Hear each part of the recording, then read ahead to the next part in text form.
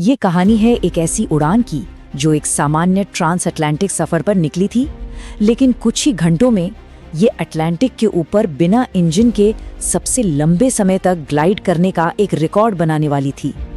ये है फ्लाइट 236 की अविश्वसनीय दास्तां। जरा सोचिए, आधी रात का वक्त है और एक प्लेन हजारों फीट की ऊंचाई पर एक अंधेरे हाली महासागर के ऊपर से गुजर रहा है। नीचे सिर्फ गहरा ठंडा पानी है और ऊपर बस रात का स्याह अंधेरा। और फिर अचानक वो एक आवाज जिस पर प्लेन में बैठा हर शख्स भरोसा करता है, इंजनों की वो लगातार गूंज एकदम से बंद हो जाती है। पूरे प्लेन में एक अजीब डरावना सन्नाटा छा जाता है।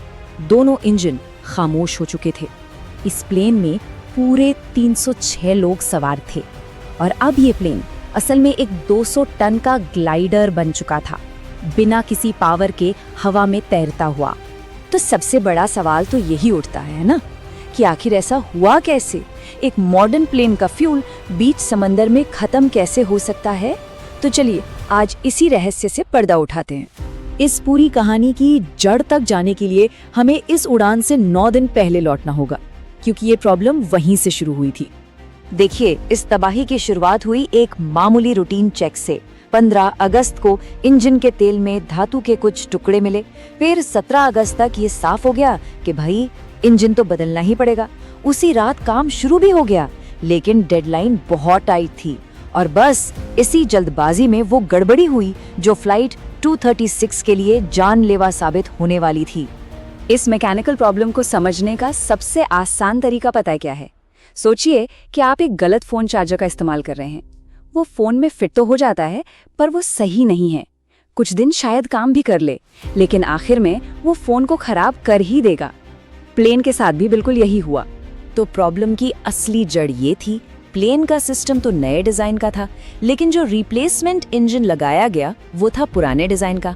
अब इस मिसमैच की वजह से फ्यूल और हाइड्रोलिक ट्यूब्स इतनी पास पास लग गईं कि वो हर उड़ान के साथ एक दूसरे से लगातार रगड़ने लगी। तो फिर इस खतरनाक गड़बड़ी के पीछे सिर्फ मैकेनिकल ही नहीं, बल्कि इंसानी कारण भी थे। एक तो समय की बहुत कमी थी, ऊपर से नेटवर्क डाउन होने की वजह से जो जरूरी मैनुअल था वो खुल नहीं रहा था, और ऑफलाइन बैकअप के बारे में किसी को पता ही नहीं था। ऐसे में तकनीशियन ने एक शॉर्टकट लिया, एक ऐसा जुगाड़ किया जो आगे चलकर विनाशकारी साबित हुआ। चलिए अब वापस उड़ान वाली रात पर चलते हैं। वो मैकेनिकल खराबी अब धीरे धीरे अपना असर दिखाना शुरू कर देती है। सुबह के लगभग 5 बजे कॉकपिट में पहली वार्निंग आई।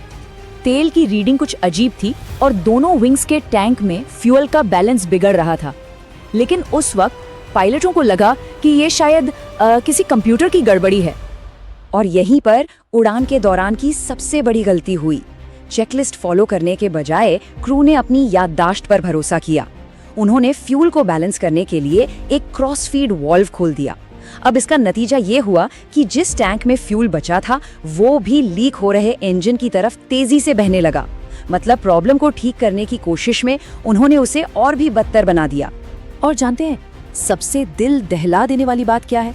ठीक 4 साल पहले अधिकारियों ने इसी तरह के प्लेन्स में एक automatic fuel leak warning system लगाने की सिफारिश की थी। अगर वो सिस्टम लगा होता तो शायद ये नौबत ही नहीं आती।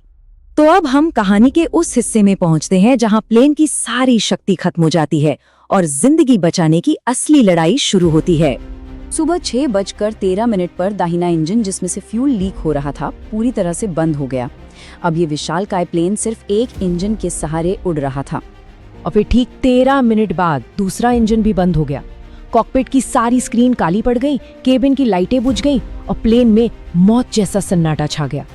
क्रू के पास अब सिर्फ 19 मिनट थे, बस 19 मिनट इस विशाल ग्लाइडर को बिना किसी इंजन पावर के किसी सुरक्षित जगह पर उतारने के लिए। और सबसे नजदीकी रनवे पूरे 144 किलोमीटर दूर था। बिना इंजन के इतनी दूरी तय करना लगभग नामुमकिन था। पायलटों के सामने दूसरा और शायद उससे भी ज्यादा भयानक विकल्प था वाटर डिचिंग का, यानी प्लेन को पानी में उतारना। इसमें बचने की संभावना बहुत कम होती है, खासकर रात के अंधेरे में ठंडे अटलांटिक महासागर में। केबिन के अंदर की डर और हिम्मत को ये एक छोटी सी घटना बयान करती है। जब एक महिला ने हार मान ली थी तो उसके पति ने उससे कहा, हमें अपने जूतों की जरूरत पड़ेगी। मतलब वो अभी भी लड़ने के लिए तैयार थे। और अब इस कहानी का नाटकीय अंत और इस लगभग हुई तबाही से मिले कुछ बहुत ही जरूरी सबक।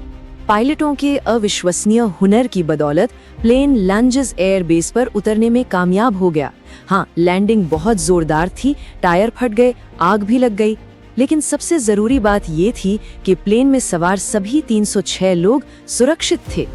तो इस पूरी घटना से सबसे बड़ा सबक ये मिलता है कि ये संकट किसी एक गलती का नतीजा नहीं था, ये कई सारी गलतियों की एक चेन थी।